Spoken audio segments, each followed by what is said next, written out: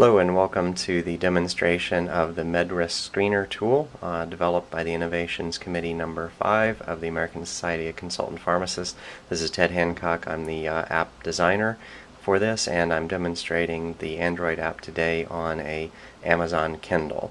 As you can see, Amazon Kindles have very big icons, so we'll go ahead and click on the icon. We see a startup screen, and then it will start to log in via Facebook. It uses the sort of modern technique of single sign-on. There's no user ID or password for this application. If you're logged into Facebook, it will also log into this application, so we can track statistics and feedback and things like that. You have the demographics page there where we can select an age using plus and minus. We can also pull up a numeric keypad and enter an age directly. But, I think you have to delete what's already in there first. Okay. Alright, so we've entered a very old age there, and we have a gender selector, also ethnicity, and then marital status as well. And we can check if the person is speaking English as a second language. We can check that. So we're ready to go ahead and screen the patient at this point, and there's a button down here at the bottom to do so. Okay, it switches into landscape mode for this. That just tends to look a little better. Some of the questions are a little bit longer than others. Each is a yes/no response except for the last one, and starts out, do you know what each of your medications is for? One of the recent additions is some help text. If you hit the menu button, you get a choice of exiting or getting some help. And it goes ahead and puts a clarification on there for this question. It says, for example, if you take 6 different medications, do you know for what reasons your doctor prescribed each medication? And this is help text that was on the original instrument as it was validated, but it was to help screeners in clarifying a little bit, so I do have them take that extra step of putting that on there, pulling that up, so that it doesn't clutter the screen unless it's necessary. So each thing answered yes or no. And I'm just kind of making random selections here to save some time.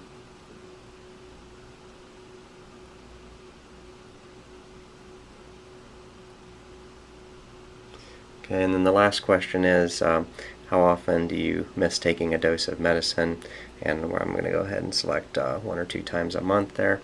We get a score report in the end, and then we're given that, and that it says 103-year-old Hispanic divorced male presents for medication adherence screening. The patient speaks English as a second language. Patient risk score was 5. In addition, the patient triggered a high-risk question. ASCP recommends this patient receive a comprehensive evaluation. The high-risk questions are 2, 5, and 10, so one of those was answered in the affirmative, and that's why it said it is triggered. After a few uses, we encourage the users to take a survey, and the survey looks a little different, so they know they're not using the app, and it's all about satisfaction and what their expectations were and if those were met or not, overall quality and value.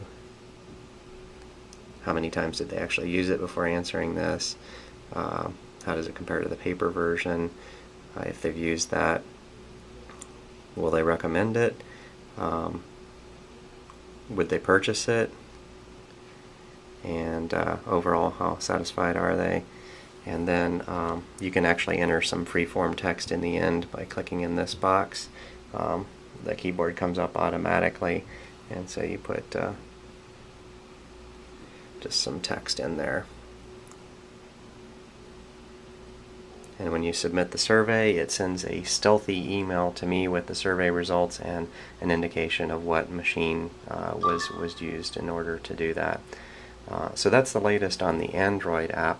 Have a special treat for you here today. For the first time ever, we're going to see this on a Apple product.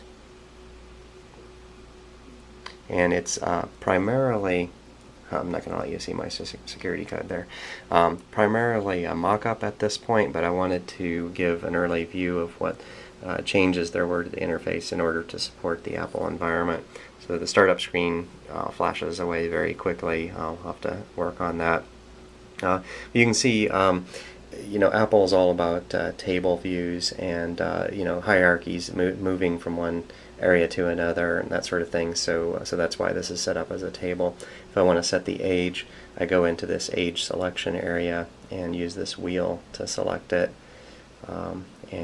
Then when I'm ready, I go back. And that's a very standard model for Apple. That's what they want.